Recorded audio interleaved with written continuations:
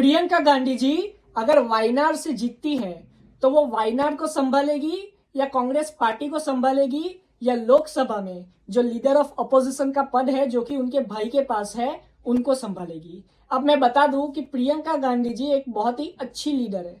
प्रियंका गांधी जी के पास बहुत ही अच्छी लीडरशिप स्किल्स है। यही वजह है कि प्रियंका गांधी जी को आगे रखा जाता है और सब जानते हैं कि प्रियंका गांधी जी पीछे से काम करती है गांधी फैमिली के लिए और पीछे से कांग्रेस पार्टी को चलाती है। प्रेसिडेंट मल्लिकार्जुन खड़गे जी है, लेकिन गांधी फैमिली जो कहती है वही होता है कांग्रेस पार्टी में। अब आगे मैं ये बता दूं कि राहुल गांधी जी का जो पद है वो प्रियंका गांधी जी ले सकती है। मतलब कि जब राहुल गांधी जी उपस्थित नहीं होंगे तब Priyanka Gandhi ji leader of opposition होगी पार्लियामेंट में।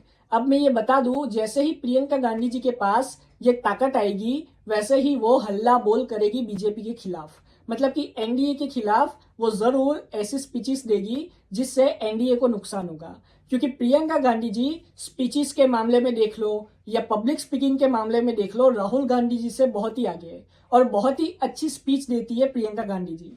आगे मैं ये भी बता दूं कि प्रियंका गांधी जी के प्रचार के लिए वायनाड में सारे कांग्रेस के बड़े नेता और उनके भाई खुद जो कि जीते हैं वायनाड से 2024 का चुनाव, वो खुद भी आए थे और उन्होंने कहा था कि वायनाड से 2 एमपी होंगे, एक मेरी बहन होगी और मैं अनऑफिशियल एमपी रहूंगा। मतलब कि मैं वायनाड को पीछे से संभालूंगा क्योंकि रायबरेली की सीट राहुल गांधी जी ने चुनी। अब मैं आगे बता दूं कि वायनाड एक बहुत ही इंपॉर्टेंट सीट है। जैसे कि अमेठी कांग्रेस का गढ़ माना जाता है, वैसे ही वायनाड को भी कांग्रेस का अब से गढ़ माना जाता है। मतलब कि वायनाड से अगर गांधी फैमिली से कोई भी उतरेगा तो वो जीतेगा ही जीतेगा। इसी वजह से वायनाड में से प्रियंका गांधी जी को उतारा गया।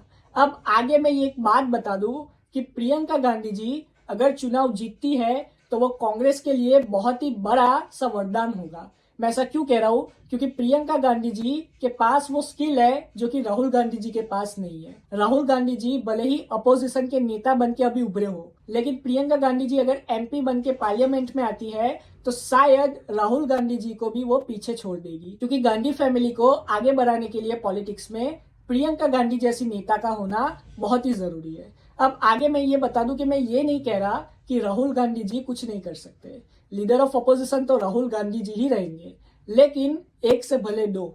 मतलब कि अगर राहुल गांधी जी के साथ मेंबर ऑफ पार्लियामेंट बन के प्रियंका गांधी जी आएगी तो पार्लियामेंट में जो ताकत है कांग्रेस की वो और बढ़ जाएगी और जो इंडिया अलायंस की ताकत है वो भी और बढ़ जाएगी।